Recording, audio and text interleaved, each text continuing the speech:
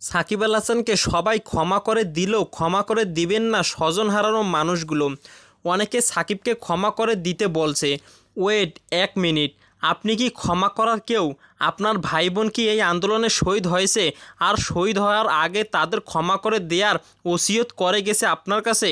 সাকিবের 2টা উইকেট দেখে বা 100 রান দেখে আপনি সাকিবকে ক্ষমা করে দিতেই পারেন, ভুলে যেতেই পারেন।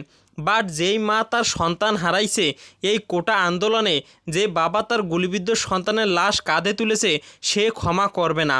যে ভাই তার ভাইকে হারাইছে, যে বোন তার বোনকে হারিয়েছে, ঠুনকো উইকেট দেখে সাকিবকে ক্ষমা করবে না। আমরা গোল্ডফিশ মেমোরির জাতি। আন্দোলন শেষ, নিজের কিছু হয় নাই, এখন এরে ওরে ক্ষমা করে মহান শাস্তেছি। অথচ আমরা কি আদৌ ক্ষমা করার কেউ? আমরা তো এই আন্দোলনের স্টেক হোল্ডার না, আমরা আন্দোলনের বেনিফিশিয়ারি। আন্দোলনে গেছি, ক্ষতি হয় নাই, মরি নাই, এখন স্বাধীনতা উপভোগ করতেছি। আন্দোলনের স্টেক হোল্ডার কারা জানেন? ওই শহীদ ফ্যামিলিগুলা। কারে ক্ষমা করা হবে, কারে ক্ষমা করা হবে না, ওইটা তাদের বুঝতে দেন, আপনার বোঝার দরকার নাই। সাকিবের চেহারা দেখে খুব মায়া লাগলে পঙ্গু হাসপাতাল থেকে একটু ঘুরে আসেন। চোখ হারানো মেয়েটা বা পা হারানো ছেলেটার সাথে কথা বলে আসেন। আপনি যেই চোখ দিয়ে সাকিবের খেলা দেখে মায়া ছড়াচ্ছেন, সেই চোখ কেড়ে নেওয়াতে শেখ হাসিনার পাশে সাকিবের সায় ছিল।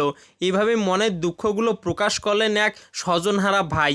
তো দর্শক, এসব কথার সাথে আপনি একমত কিনা অবশ্যই আপনাদের মূল্যবান মতামতটি আমাদের কমেন্ট বক্সে লিখে পাঠাবেন এবং ভিডিওটি শেয়ার করে দিবেন।